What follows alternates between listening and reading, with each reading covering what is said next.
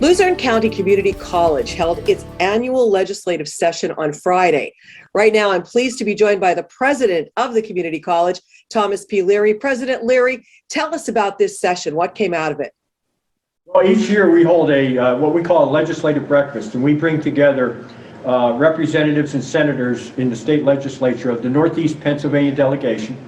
And the purpose of it is part of the support, approximately 28% of our financial support, which offsets the cost of tuition for our students, comes from the state of Pennsylvania. So this is our opportunity to communicate to all of our legislators what we're doing here at the college in terms of opportunities for their citizens in both in terms of workforce opportunities. So the most important feature were two students who spoke eloquently about what their experience at this college has meant for them in transitioning, basically changing their lives in terms of future opportunities. So that the purpose of it is really to tell our story, which is a compelling one to our legislators, about why we need greater commitment of funding to serve our students and provide them with their opportunities. And then obviously you also announced a new program that is coming to Luzerne. So tell us about that. That's exciting.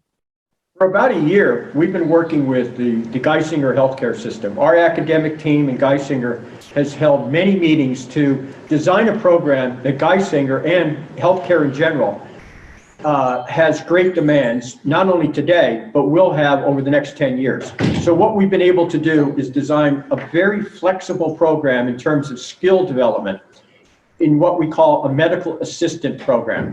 And the medical assistant will actually have the opportunity to go right into the healthcare upon completion of the associate degree and work in a variety of capacities at in Geisinger. So if we think about this, and we had a representative from Geisinger this morning who spoke about the need.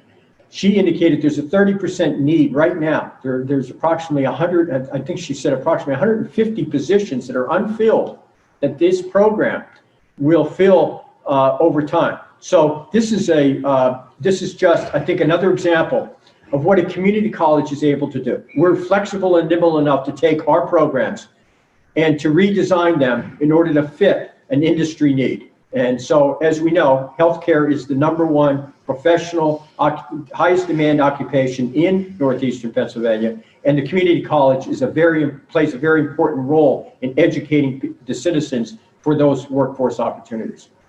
And I know you're also focusing on supporting the students financially. So tell us about what you're doing to make sure that the students can afford to get a college education.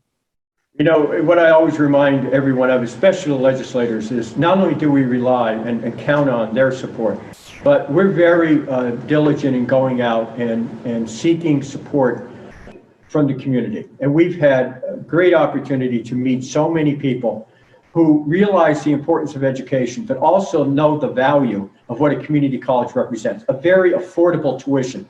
So a scholarship, an endowed scholarship of $10,000 actually can almost fill the need for an entire associate degree. Our foundation will provide the opportunity for several hundred students. We have exceeded for the first time $400,000 in scholarship funds for this coming academic year. And I've spoken to students who have said to me, boy, without this scholarship, I don't know whether or not I would be able to afford it. So I want to express my appreciation to our foundation board and to all of those individuals and businesses in our region that are contributing to our scholarship program, because it's enabling hundreds of students to receive a college education. And what lies ahead for Luzerne? Continuing to grow? The monies and the support that we receive, we have made investments in this past year. And I just mentioned in our Wilkes-Barre Center, in our Hazleton Center, and in our Scranton Center. Centers that are growing in demand.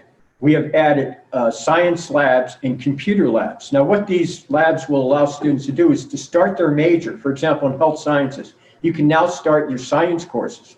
And many of our students in Wilkes-Barre and Hazleton literally walk to those centers. And that's why that opportunity to keep education local is so important. So we are very happy that we're going to provide more opportunities for students at our centers, as well as We're going to be establishing a facility here on our campus, an esports lab that will start a program in September. It'll be the first phase that ultimately will lead to an associate degree. It's a very fascinating program in terms of the interest, particularly on the part of high school students, to get involved in esports.